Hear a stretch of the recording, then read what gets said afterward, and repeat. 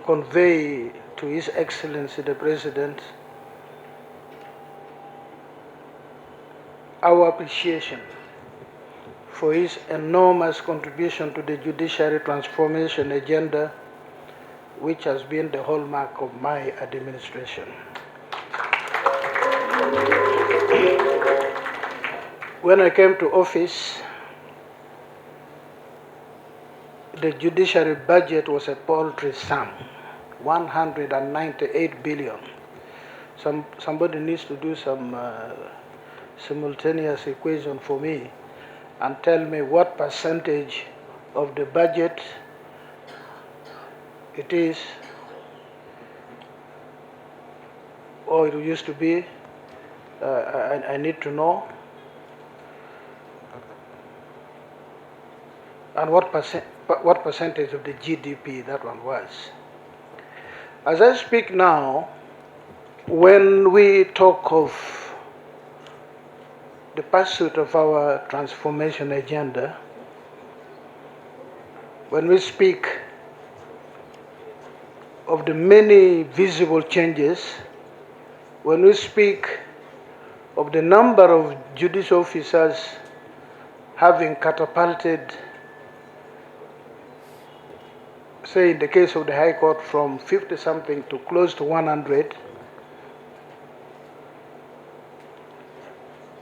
magistrates from 100 to 300 and something, registrars from less than 10 to close to 100, it is because His Excellency the President has understood the need to invest taxpayers' money in the judiciary so that we can play our part as one of the three arms of government.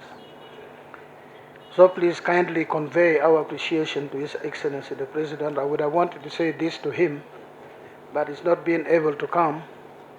So I'm now conveying it through your good self. 2024, which is the year under review, a number of things happened in the judiciary. This runs into over 30 pages. I'm not reading it verbatim. I'll just pick each one of you interested in knowing what transpired in the year 2024. You'll get access, either the hard copy or the soft copy. This will be availed to everyone who is interested to know the state of affairs that obtained in the judiciary in the year under review.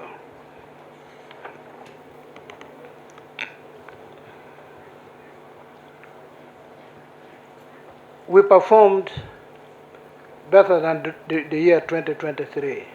In the year 2024, there was slight increase, there was slight improvement. Again, it is attributable to the increase in numbers, more use of IT, more training, greater discipline, and a host of other things. So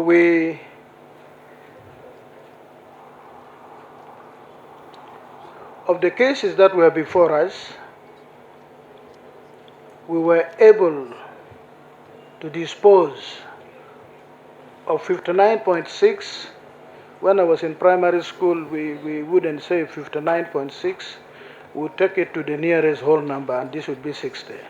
So we disposed of 60% of the cases that were before us.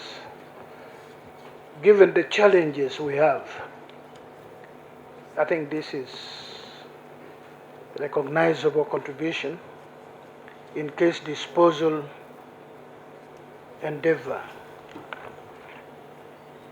We given the details, you'll find it in this booklet, the details is broken down, what each court did, and so on and so forth. Uganda is now known for the plea bargain intervention in criminal justice disposal. is taken root. Uganda is now being benchmarked by regional jurisdictions, by the African jurisdictions, on how we've done it and how we continue to do it, how the various jurisdictions can benefit from what Uganda has done. In 2024, 2,865 inmates enrolled under the plea bargain scheme. A total of 2,672 cases were disposed of, leaving 193 cases only pending. 177 inmates opted out of the scheme, so the success rate of the plea bargain in the year under consideration was 87%. The importance of the plea bargain, I can say, is threefold. One, an accused person who pleads guilty has exhibited contrition. To say guilty is to say sorry. I recognize that I've done wrong. And then when you bargain, you now seek forgiveness. That's really what the bargain is all about, the sentence and so on and so forth. And then it brings real closure to the criminal dispute. The aggrieved parties go back knowing, and they are really involved in the process, they go back knowing that real justice has been done. It's not between the state and the accused person. It involves the aggrieved persons.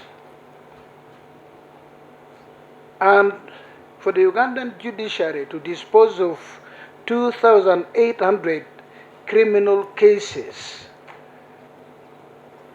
through the usual means, calling evidence, listening to all of them. At one time, before we went digital, the judge was also the secretary, had to take notes in the long hand.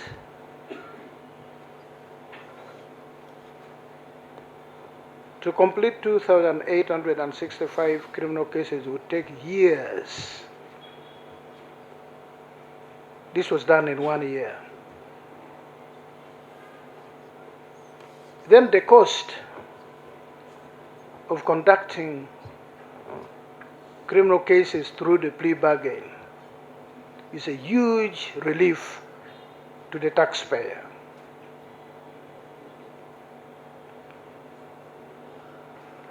When we handled, in 5 years, we handled 35,000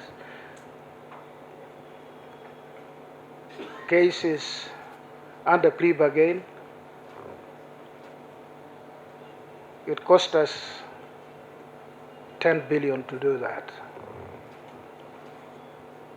If we had done it through the ordinary sessions, full trial, it would have cost us 35 billion and more than 10 years to complete those. A lot more than 10 years. So we had a saving of 25 billion Uganda shillings because of adopting the plea bargain mode of criminal justice. We've given a summary, we've given a breakdown of how this was conducted in the year under review.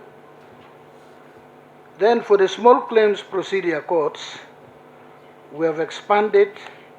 These are cases which are not more than 10 million claims each. Currently, the small claims procedure is rolled out to 195 courts across the country. The expansion of the small claims procedure courts and the growing number of cases registered reflects a largely user-friendly and demand-driven initiative. The small claims courts recorded a steady growth in disposal at both claim and demand notice levels over the 3 years under review, as indicated in the table below. You'll have time to go through this table. Then there is the mediation program for the year 2024. A number of activities which we have spoken about before happened in the year 2024. So one can say the year 2024 has been pivotal for the robust introduction of ADR. Out of 3,391 mediation causes,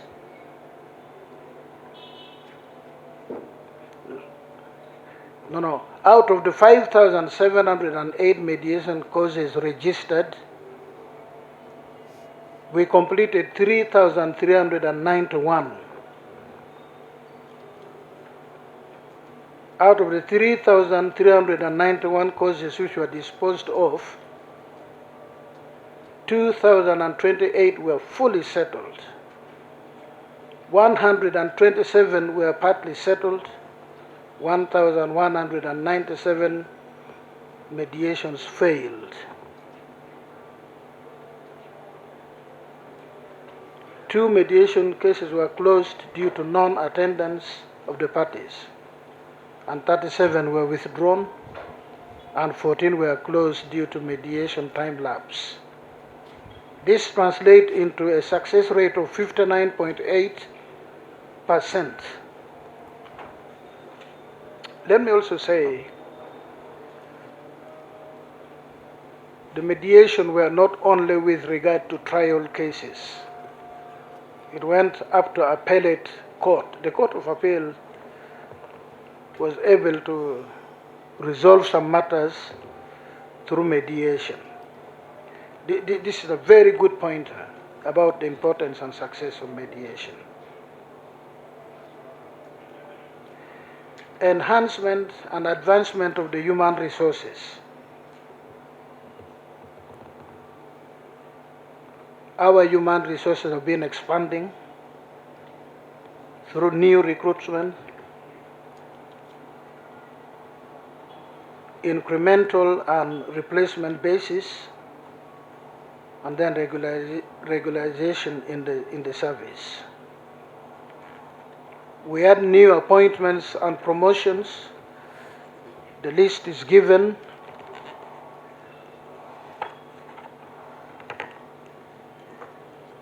The staffing levels as of 21st January this year, 2025,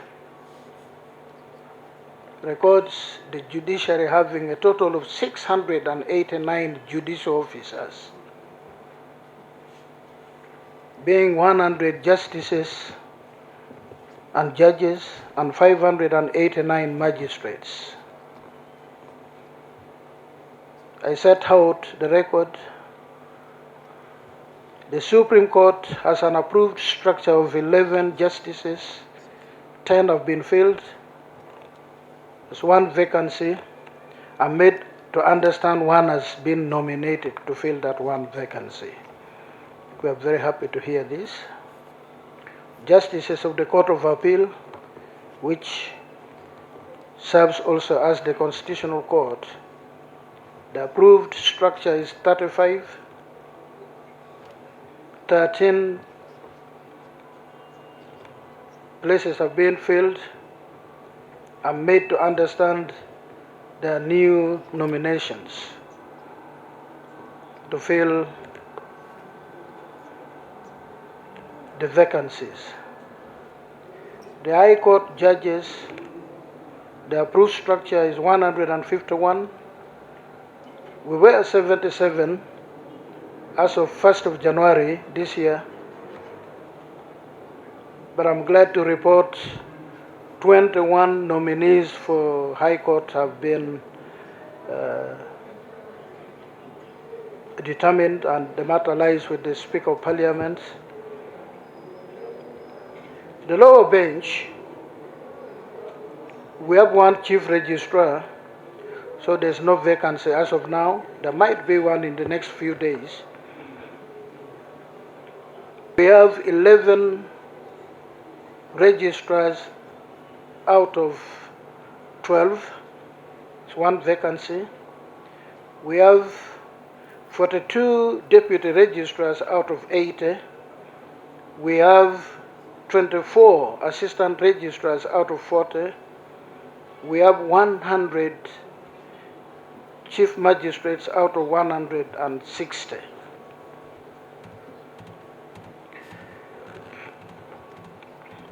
I also gave, for senior principal magistrates, we have 11 where we need 40. For principal magistrates grade 1, we have 23 where we need 50.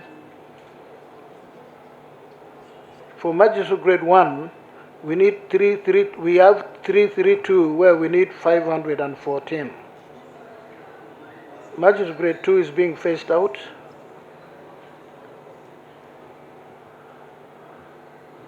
So the total we have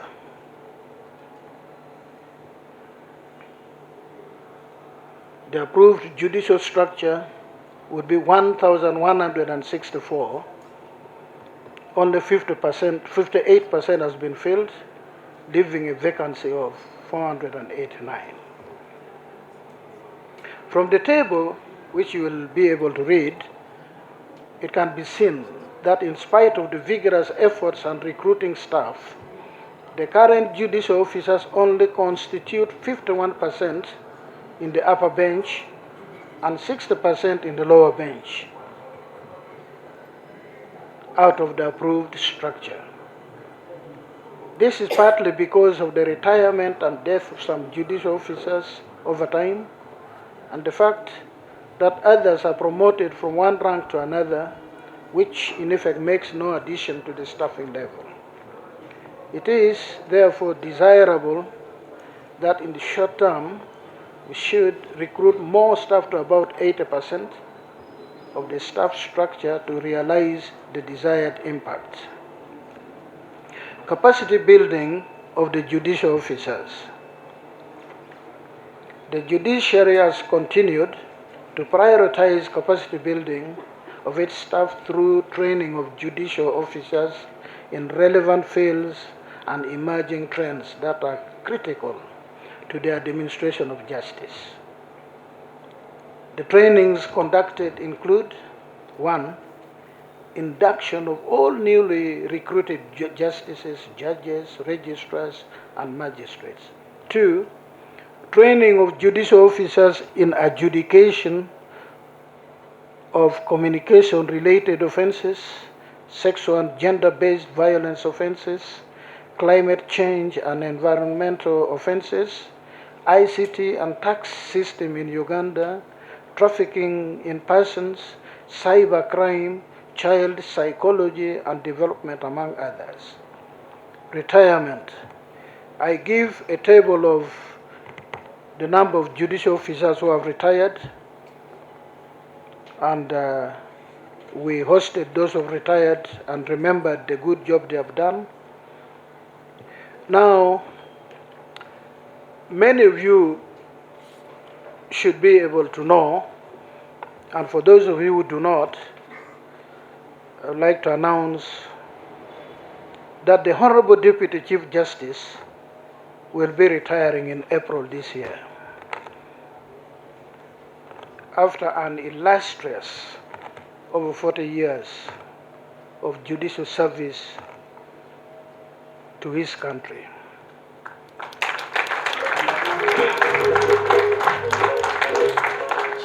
I take this opportunity to heartily appreciate my Lord the Honorable Richard Butera, the Deputy Chief Justice, whom I have had the privilege to work with. I knew him in 1982 when I was a second-year law student. For some of you who were born yesterday and you have the courage to abuse some of us, we've been around for a much longer time.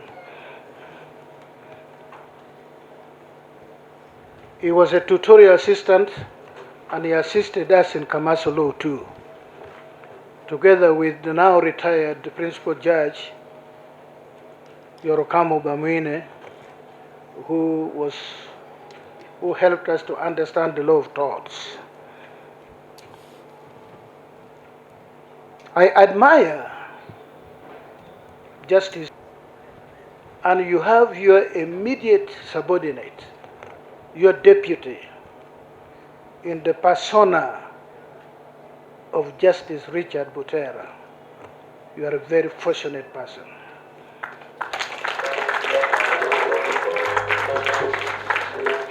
You know, God creates us differently. I always say without any fear that for me, if you step on my foot, you better move your foot away because I will step on your foot too. That's how I've been created, and there's no pretense about it. But also the good thing is that after you've stepped on my foot and I've stepped on yours, when we meet, the stepping on the foot is no longer in my mind.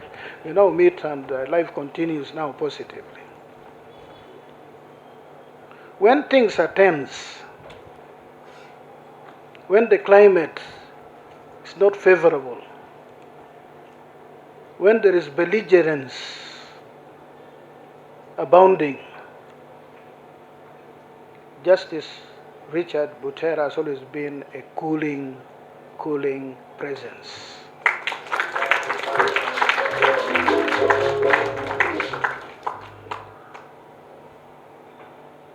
Innumerable times I have called him in the middle of the night.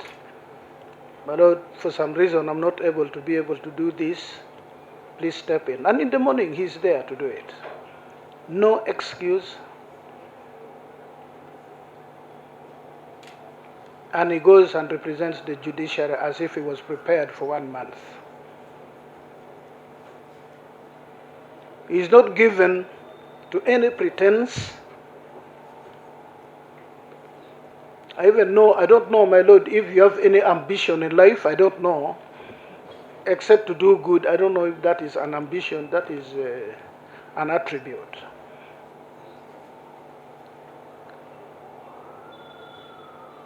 But it's one person you can always sleep and you know he has a knife in his hand, he will not stab you. Many people are good at stabbing their colleagues on the back. Justice Butera will never stab you from behind or from in front. He will always give you very good counsel, very brotherly. He understands what fraternity is about. He understands what it means to be a family. We in the top management family, we benefited enormously from his wise counsel, from his cool temperament, and so. So my Lord, we will miss you, but we know you'll always be perpetually with us.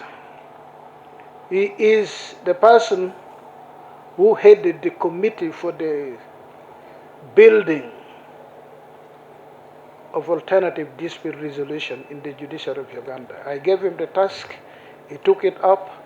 Where we are is because I chose the right person, a person whose it is in his genes to mediate, not to pursue adversarial means of dispute resolution. It is in his nature that things are done by sitting down, by talking, by listening to the other side. I know you'll still be with us. I'll say more the day we say thank you to you, formally, but I thought I should seize this opportunity to speak a little about your contribution to your country. We lost some members of our staff, I've recorded that. As you now know, and for those of you who had ever been here before last year and only came here now, the scenery here is different. Twin Towers, which has changed the landscape of Kampala, which has changed what used to be known as the city square. It's a home befitting of one of the three arms of government. We were able to do it, and the biggest lesson from our ability to do it, and I want to thank my PS because he was the head of the foot soldiers in doing this. Mine was to say, I will not hear of any rumor, I will not hear of any scandal about money in the construction of the Twin Towers because people will go to jail. He conveyed this information to everybody, I think even to the contractors, I don't know. I think he conveyed that. The Chief Justice told me this when he was smiling, and that's when he's most dangerous, when he says something, when he's smiling. In the end, I don't know if it has happened anywhere in this country before, we made a savings of 8 billion shillings. In all other ventures, governmental construction, by the time we completed, they would have varied. It is called variation. I'm not an engineer. You vary the bills of quantities. They would have varied it 3 times. The cost would have gone up by 5 or 10 times. But for us, because we know this is the taxpayers' money, it is paid through sweat, and we owe it to our country, we owe it to our people. And this is the judiciary. You cannot associate the judiciary with corruption, you cannot associate the judiciary with thieving. And then where will you have the high moral ground to try a thief if you are indulged in thieving? So we did this. Now we are in our home, and I'm glad that the President has asked various leaders of this country to come and benchmark how you can do it. Right Honorable Prime Minister, your various departments can do what we did in the judiciary. Justice centers, Zimbabwe, Buwejo, and other places. We are constructing 12 court buildings in various places. We are renovating court buildings in various places. We found, again, my PS is a down-to-earth person. He moved to various up-country courts. In one instance, he went to a building and he began rubbing his finger, I think it was his forefinger, index finger, on the wall, and what came out was sand. You're just rubbing on the wall, and what comes out in your hand? Sand. Meaning there was no cement to hold it together. The current construction that we are doing in the judiciary, and I say this so that our partners should hear, they can verify, we mean business. You win a contract in the judiciary today for any infrastructure project in the judiciary, you know you'll run into problems if you play around. So you can take a tour to any of the structures, come to the PS, they'll give you an inventory of structures that have been put up during our tenure. Take your own engineers, go and find out how these structures are. So I'm happy to report that the taxpayers' money which has been used for putting up a building today will not require taxpayers' money to work on this building 5 years, 10 years to replace those buildings, as was the case before. Because the buildings are satisfactory and they are done professionally. Now, there are reforms in the legal and regulatory framework. A number of interventions have been registered in the legal, regulatory framework and procedural rules as follows. The Judicature Amendment Act number 3 of 2024. Parliament passed the Judicature Amendment Act 2024, which increased the number of justices of appeal from 15 to 35 including the Deputy Chief Justice. This has greatly boosted the court with hopes to open branches at Mbarara and Gulu and then extending it to the other places. We hope to open Mbarara and Gulu this year to reduce the distance covered by court users to access the Court of Appeal services. The recruitment of more justices was commenced last year. I have heard official rumors that names have been sent to the Speaker of Parliament. It's a sizable number of judicial officer nominees.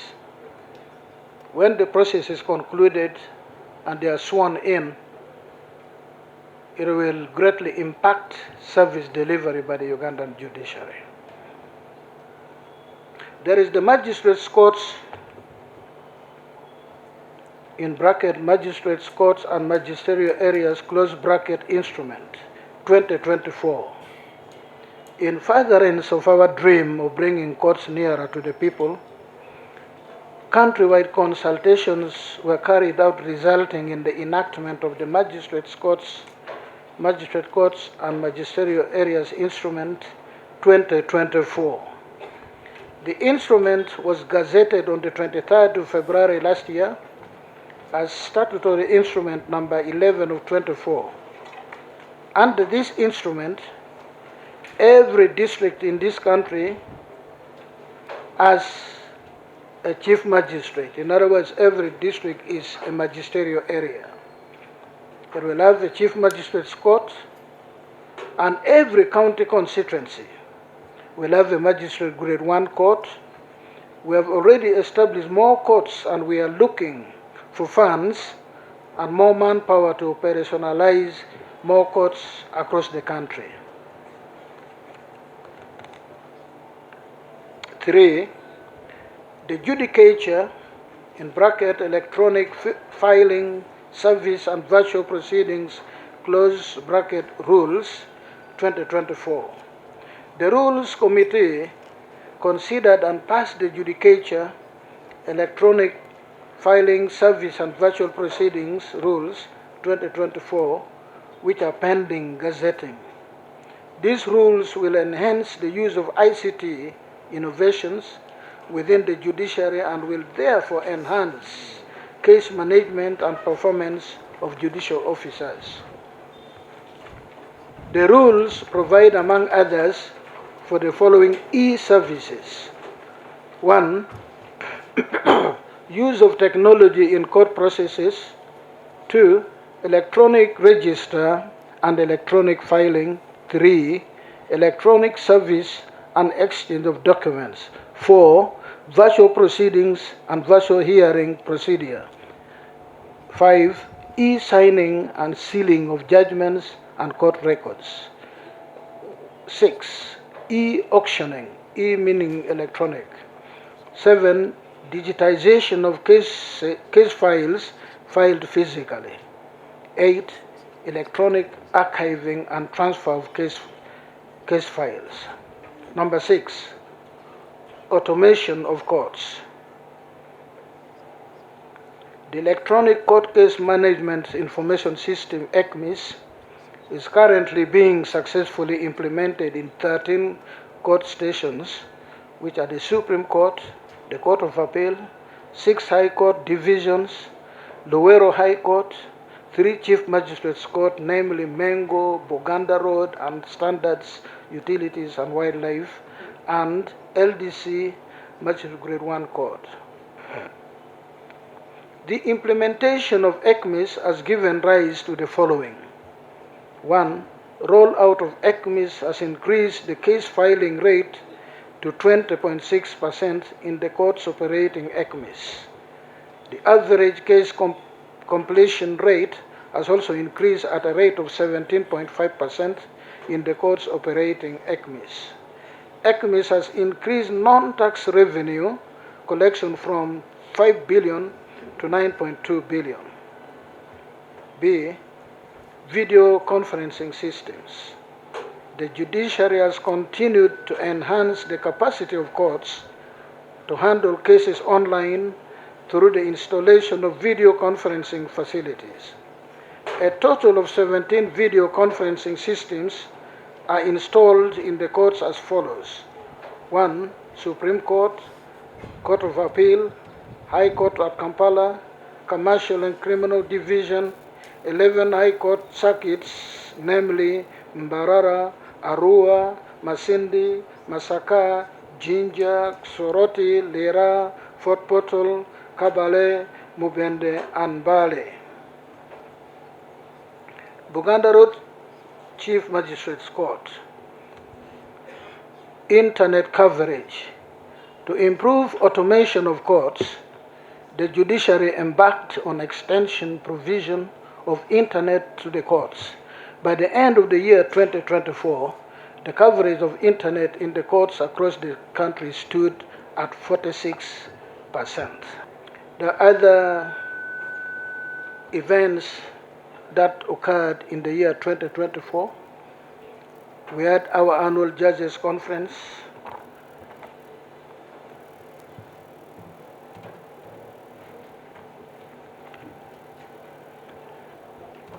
We conducted a tailor-made training on ADR and on the 4th of March 2024, a section of members of the judiciary family who had completed this training graduated with a master's degree in dispute resolution and a certificate in international commercial arbitration of the Pepperdine University, United States of America. The graduation ceremony was conducted at the judiciary headquarters, and the 11 graduates, who included the Honorable Chief Justice of Uganda, where the Chief Justice himself is still the Chief Justice, not another one, the Honorable Richard Butera, Deputy Chief Justice, Honorable Norbert Mao, Minister of Justice and Constitutional Affairs, Honorable Justice Mike Chibita, Justice of the Supreme Court, Honorable Justice Geoffrey Kiriabwire, Justice of the Court of Appeal, Honorable Justice Paul Wolimbwa Gadenya, Judge of the Criminal Division, Honorable Justice Richard Wabwire Wejuli, Judge of the International Crimes Division, Mr. Francis Atoke, then Solicitor General, Ms. Rachel Odoi Musoke, Senior Technical Advisor, JELOS, Professor Andrew Kaoka, Technical Advisor, Judiciary, Francis Gemara, Senior Counsel. Following this,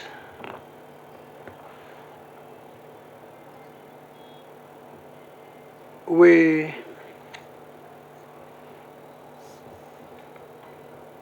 did a number of things. I've already told you I appointed the Honorable Justice Richard Butera, Deputy Chief Justice, to head the committee on the promotion, establishment and promotion of alternative dispute resolution mechanism in the Ugandan judiciary. The judiciary of Uganda held an ADR week from 5th of August 24 to 9th of the same month, during which the courts dedicated time to educate the court users and encouraged them to consider alternative modes of settling their disputes.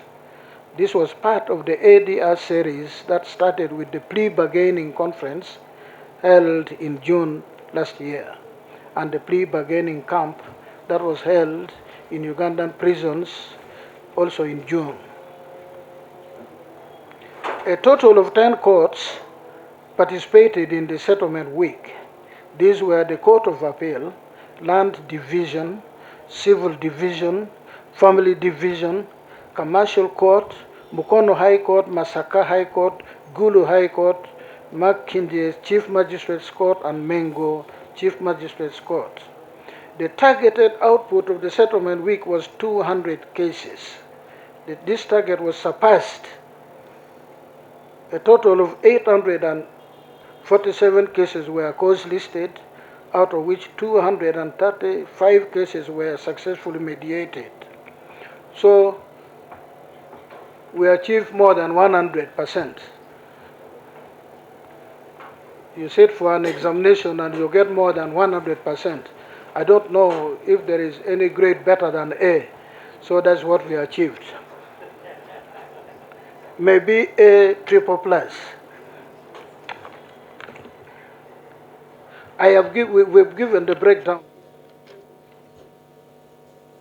We've given the breakdown. There is a table here on page 16. I was amazed by the remarkable settlements realized in just 1 week. 49 cases were concluded at the Court of Appeal. The Court of Appeal resolves appeals through mediation, through alternative dispute resolution. Maybe this is one of the most remarkable things about ADR. 35 at Family Division, 31 at the Commercial Court, and 66 at the Makinde Chief Magistrate's Court. This was a miraculous achievement. We undertake to conduct ADR weeks regularly for the benefit of our esteemed court users, justice seekers. The Family Justice Summit, under the auspices of the International Law Development Organization, IDLO, the Family Justice Summit was conducted on the 12th and 13th of August 2024, during which the various family justice stakeholders shared experiences and challenges. Honorable Justice Martha Koome, the Chief Justice of Kenya, delivered a keynote speech in which she emphasized the need for expedition in handling family cases, because prolonged legal battles leave families in a state of anxiety and certainly increasing stress and hindering production. The Family Justice Summit was an eye-opener to the vast, unique challenges that family justice faces, which the Judiciary is committed to resolve. The need for ADR interventions in family matters was highly echoed. Commissioning of the court-accredited mediators. Following a number of practical trainings on ADR, in May, in conjunction with the Pepperdine University, I commissioned the court-accredited mediators in an effort to implement the Alternative Justice System Strategy 2023. The one the Honorable Minister of Justice says is going before Cabinet now. The mediators were subsequently deployed in various courts where they are executing their work quite effectively. We break down the courts where they're operating. I've tabulated it here. And then we did regional trainings for court-accredited mediators.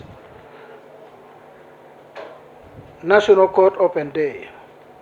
The Judiciary organized the first ever National Court Open Day in April of last year to give opportunity to the court users and stakeholders to interact with the court administration and court staff of the various courts in Kampala. The following courts and departments erected exhibition stalls and interacted with the court users at close range: the Supreme Court, the Court of Appeal, all the 7 High Court divisions, the East African Court of Justice, the Inspectorate of Courts, the Judicial Training Institute, the Industrial Court, and ECMIS as a program. Among the other key participants were the Uganda Police Force, the Uganda Prison Service, the Office of the Director of Public Prosecutions, the Law Reform Commission, UNODC, and the Law Development Center. The feedback from the participants was quite useful to our future plans for the judiciary. Valuable information was shared, and a number of complaints were addressed instantly. We plan to have this arrangement on an annual basis. in addition to the other court open days organized by individual courts. I already mentioned to you, we put up these twin towers.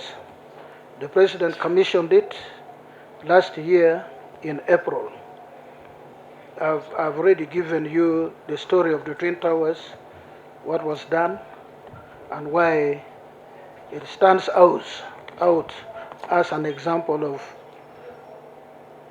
how and why it is possible even for government to do business without soiling its hands.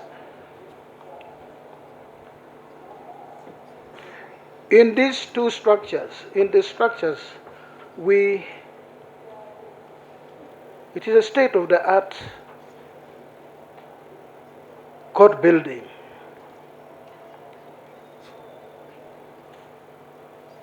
We have health and wellness centers which are fully operational with a state-of-the-art gym, massage, sauna, and steam bath available all week long.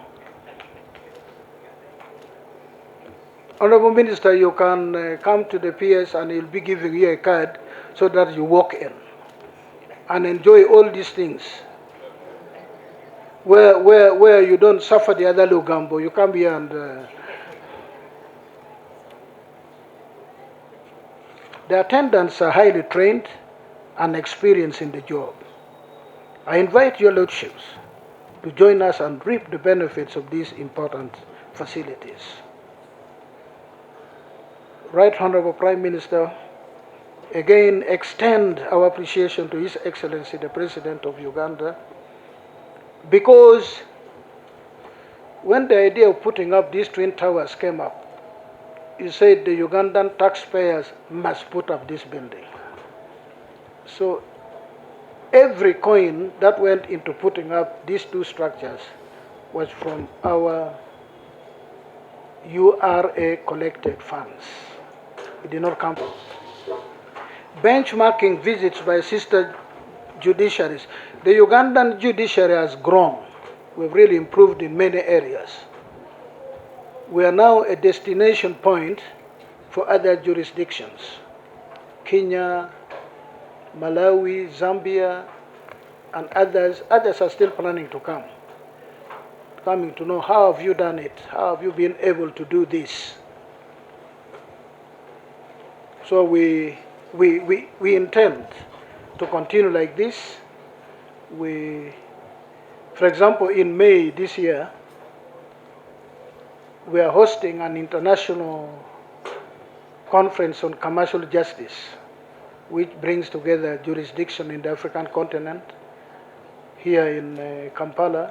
Again, this is evidence of the confidence the world has in the Ugandan judiciary because of what we have done in the recent past, and we continue to do.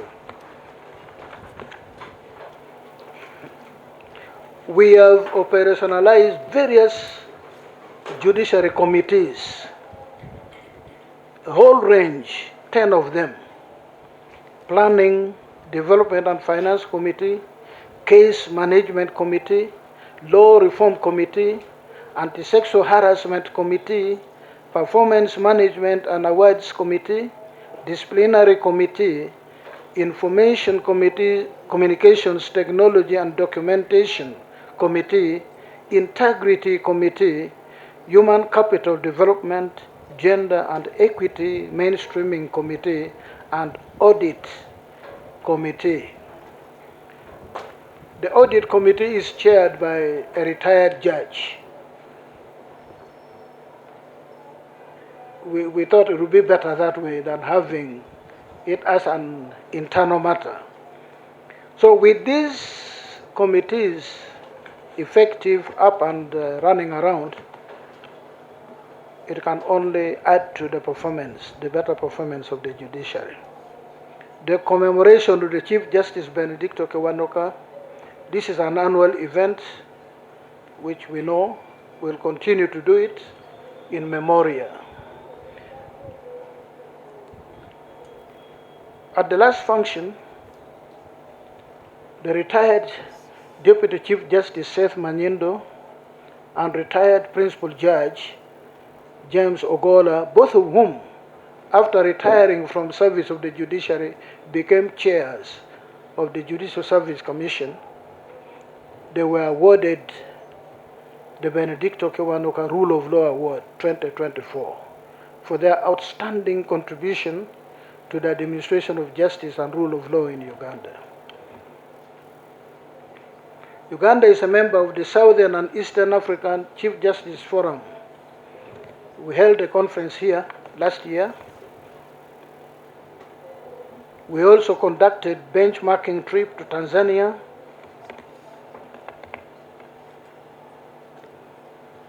We held other events which you'll see when you look at this document.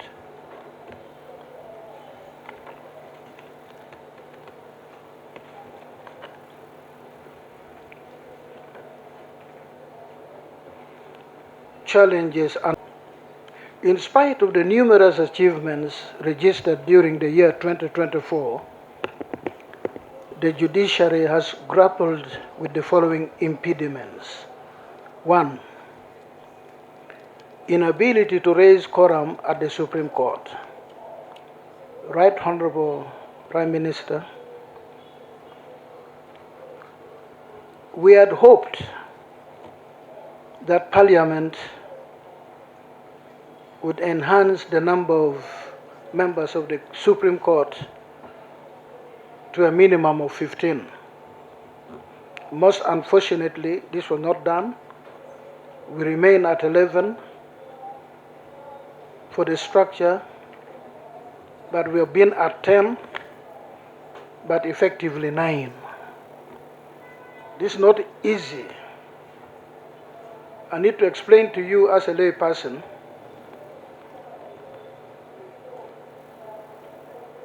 a sizable number of the people who are in the Supreme Court, including the Chief Justice, were members of the Court of Appeal. Now, the Supreme Court hears matters or hears appeals from the Court of Appeal. You will almost invariably find that when a matter comes up and you are supposed to constitute a panel, we call it quorum, the people who should be sitting on this have handled the matter in the Court of Appeal. And then you only need to be less by one person and you cannot sit. This is very frustrating, very, very frustrating. So we think when an opportunity arises, we ask the executive, we ask Parliament to reconsider, at least raise the structure of the Supreme Court to 15. The justices are there. You try to put up a team, and the law says if you handled it before in the other court, then naturally your mind is biased, which is a natural thing. So my appeal is, let's add 4 more people in the structure of the Supreme Court, but also extend our appreciation to His Excellency the President for nominating 1 more person to the Supreme Court, so that we have, by this structure which I'm complaining about, we can have a full house, less 1, for reasons which I'm not going into now. In capacity of sister agencies, we made massive recruitments of magistrates, members of the lower bench, massive. But the Directorate of Public Prosecution could not cope up.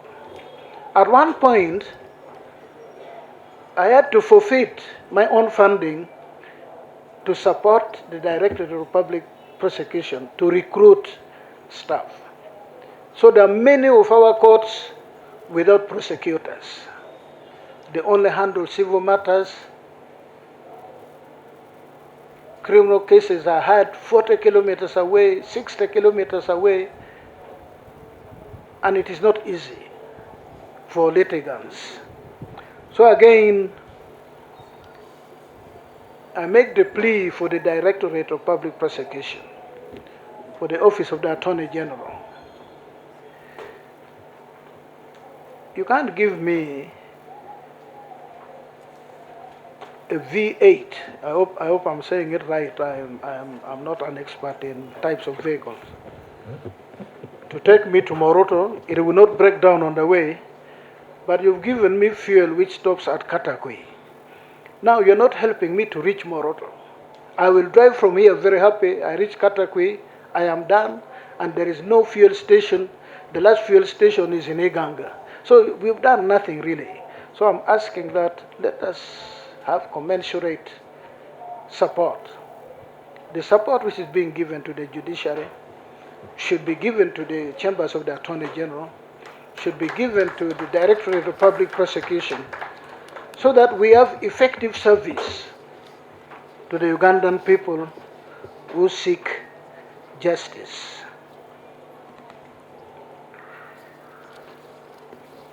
When I made the case for our budget here in 2021, I had just been made Chief Justice. That was my maiden New Year presentation, New Law Year presentation. I asked the President why the budget for Parliament was 800 billion and the one of the Judiciary was 198. What was it that Parliament was doing that the Judiciary does not do to deserve 800 billion? He gave his word that we would raise the Judiciary budget to match that of Parliament. We appreciate COVID-19 set in, and according to the President, in 3 years we would have achieved this. We understand we are reasonable people. Very reasonable people. And that's why we are judges, because we are reasonable. But that notwithstanding, we still ask that there must be meaningful, incremental alteration in our budget annually, so that I am retiring in 1 year. I want to hear when I'm still alive. I intend to stay alive for quite some time. I really want to hear that the judiciary budget matches that of Parliament. I would really be very happy. I would I would write a piece somewhere and thank the executive and thank Parliament for doing this.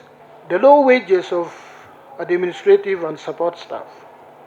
We've made the case that there's need to revisit the wages of the non-judicial officers.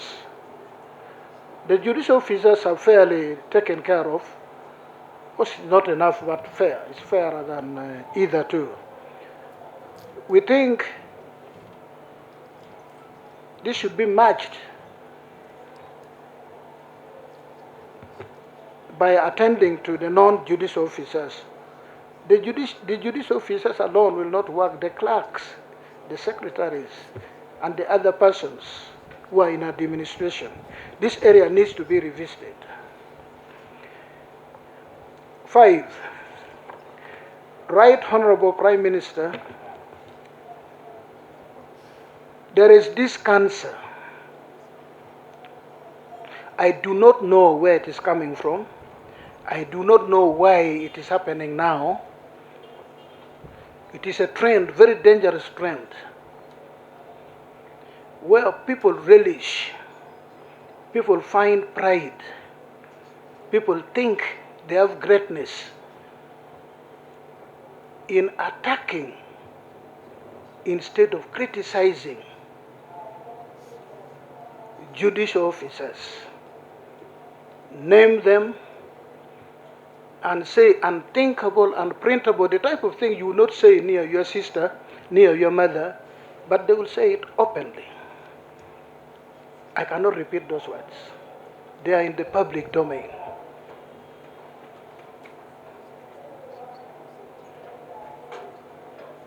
We, as the judiciary of Uganda, we've exercised self-restraint because of the oath we've taken.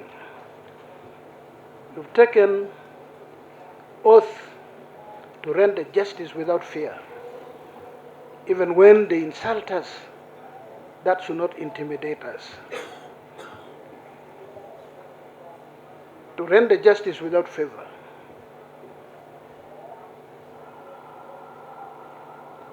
without any affection, and without bearing any ill will against those who offend us, even when they offend us at a personal level. Most unfortunately, the institution that should protect the judiciary most is the one leading in this ungodly assault on judicial officers. The world over, it is the law societies of the various jurisdictions who are always up in arms to defend the judiciary, to defend the courts of the respective countries. Because, first and foremost, a member of the law society is first and foremost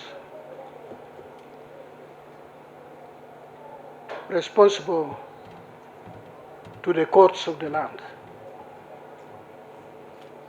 The moment you're enrolled as an advocate, what has been accorded you is the status of an officer of that court, the courts of judicature of that country. And by reason of that, you can represent justice seekers in court. By reason of that, you can practice and help develop your country.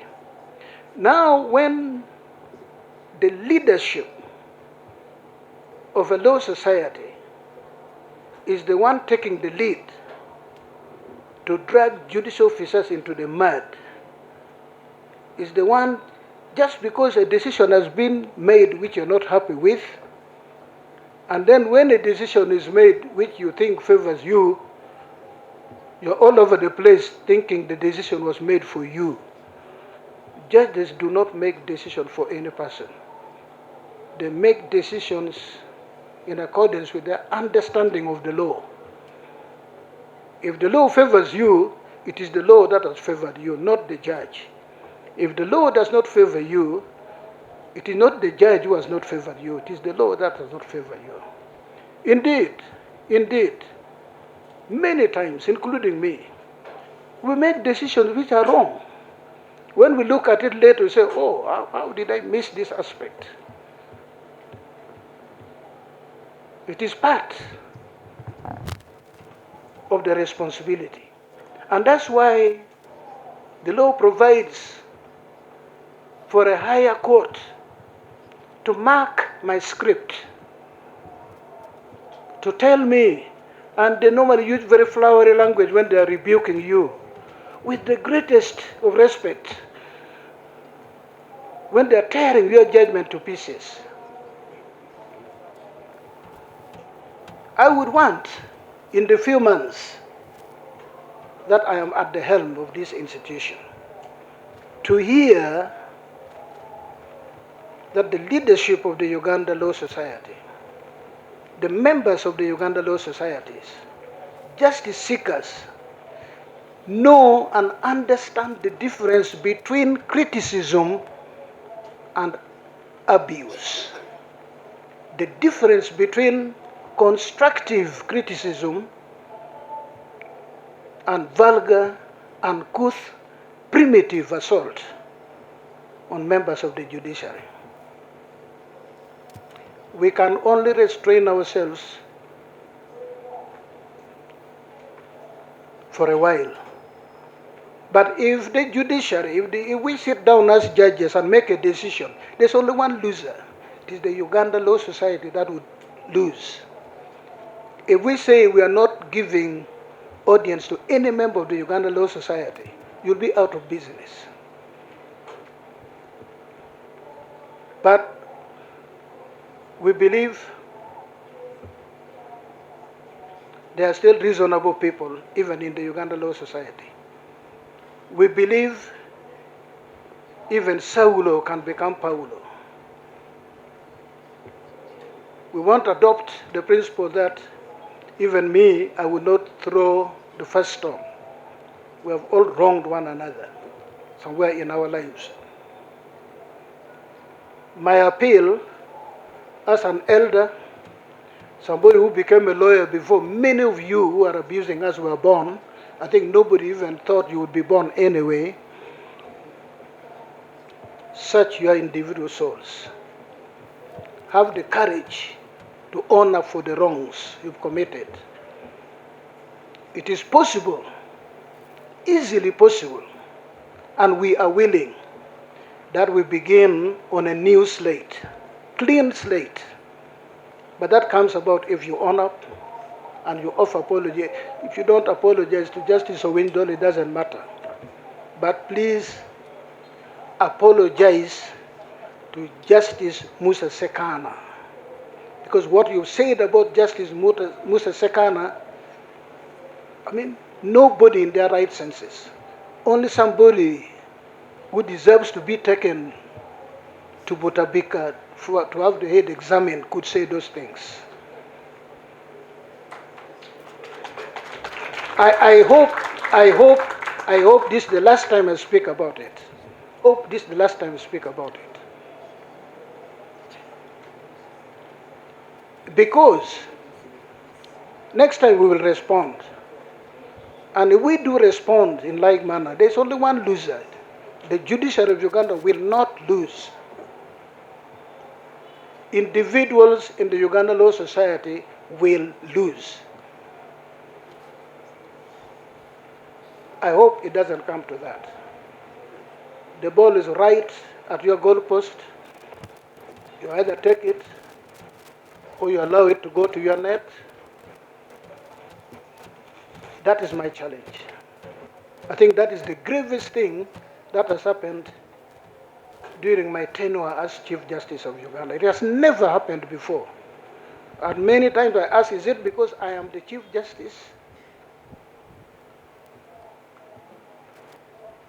So I'm asking the leadership of the Uganda Law Society. Many of us here, the Chief Justice is a member of Uganda Law Society. I was a member of the executive committee. Look at your record.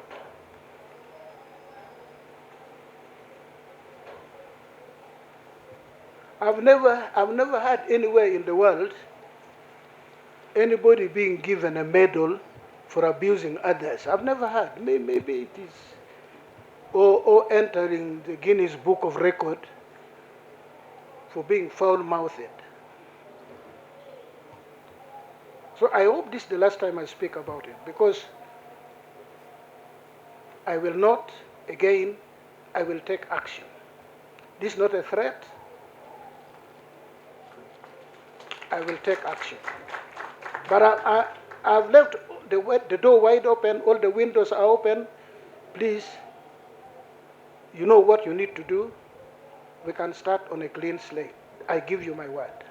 And we'll push everything behind, and we work to ensure that the rule of law prevails in this country. We need one another.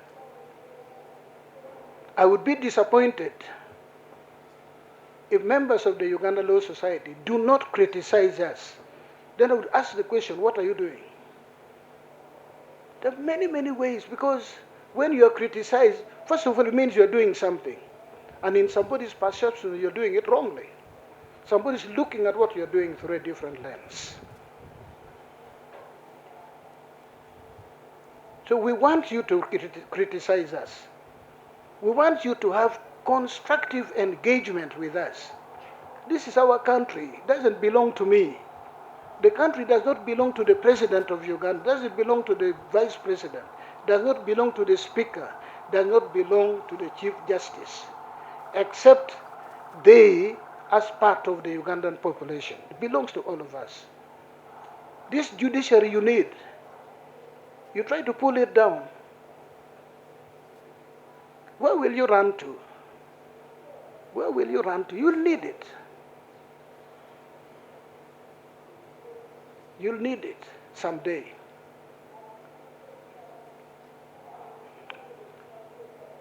I hope I have been loud and clear. I really hope I've been loud and clear. Now, our key priorities for the year 2025.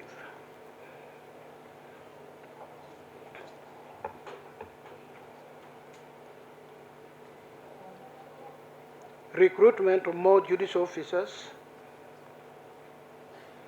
As I said, we've got word that His Excellency the President has acted. For us in our culture, when my sisters, please, I'm not using this in a negative sense. When the woman has conceived and you can see the belly is swelling, you celebrate already, but you celebrate quietly. So the fact that we know that there's something cooking in the pot and the type of meal we enjoy most, we're already celebrating, right honorable, for what the president has done. We hope the process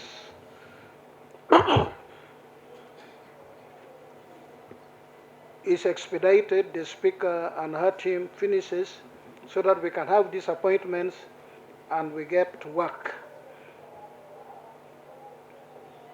Enhancing case management and backlog reduction. Excuse me.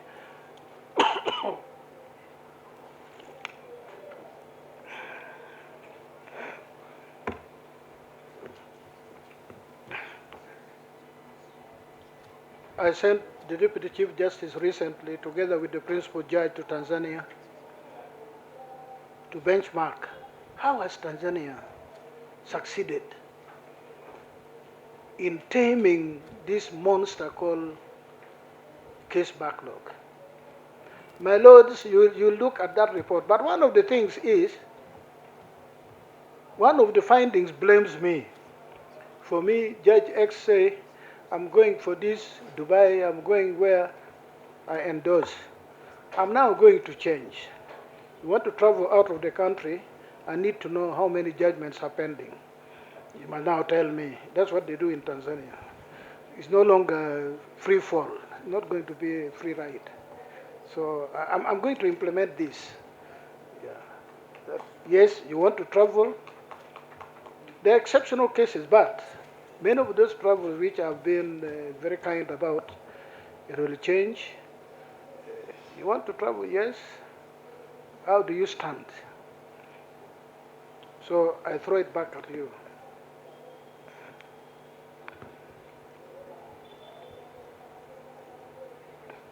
Enhancing the civil jurisdiction of magistrates' courts. Want to give more power to the magistrates. Some of these arguments about monetary jurisdiction can be really, really, inexplicable. If it is a case about fraud, in conveyance of land, the law on fraud is clear. Whether it is 10 million shillings or it is 10 trillion shillings, you apply the same principle. So why do you think a magistrate cannot handle the issue of fraud regarding 500 million shillings, should stop at 50 million? What sense is that? So these are some of the things we have revisited. The areas where we think our chief, in Kenya here, chief magistrates here, capital offenses, I think murder. Yeah, for us here, it must be the high court. So and this will give the high court more appellate jurisdiction. The things they would hear as a court of first instance, now you'll hear on appeal. We think this will help in reducing backlog in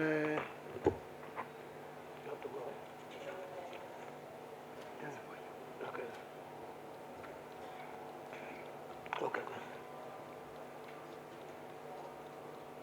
Yeah, that's right, Honorable Minister, that's okay. We intend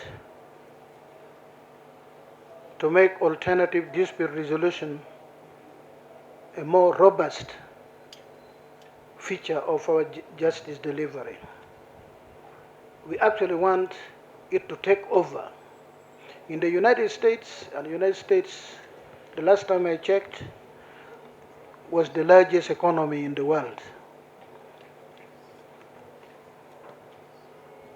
Dispute resolution in the United States is largely through ADR, alternative dispute resolution, negotiations, mediations, conciliation, arbitration, these ones.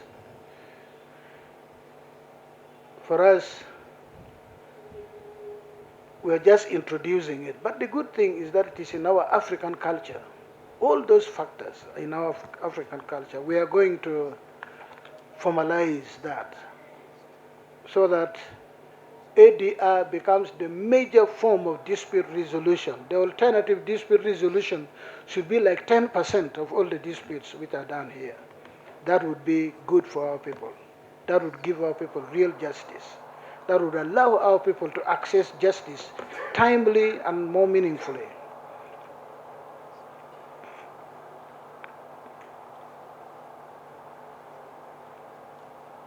We will be constructing more courts. Right Honorable Prime Minister, fight for us to get the funds. We'll increase the automation of courts, procurement of more transport equipment, provision of alternative sources of power to courts in remote areas. In some of those areas, there's no hydropower electricity, procurement of furniture, and so on and so forth. In conclusion, Right Honorable Prime Minister, as I've observed before, the judiciary is not just a consumer. It is an engine of economic transformation and poverty eradication through effective regulation of economic activity, clarification and affirmation of rights, punishing of the enemies of progress, and strengthening of the laws, regulations, and institutional frameworks.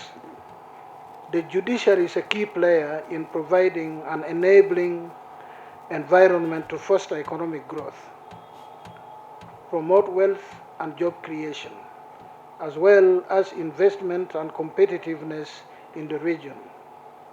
We therefore seek your usual support so that our work plan can be funded to enable us to attain the milestones we have outlined above and elsewhere in our transformation endeavor.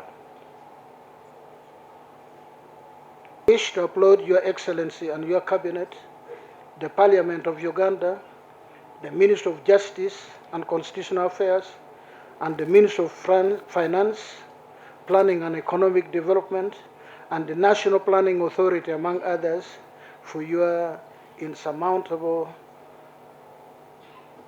support towards the realization of our transformation agenda.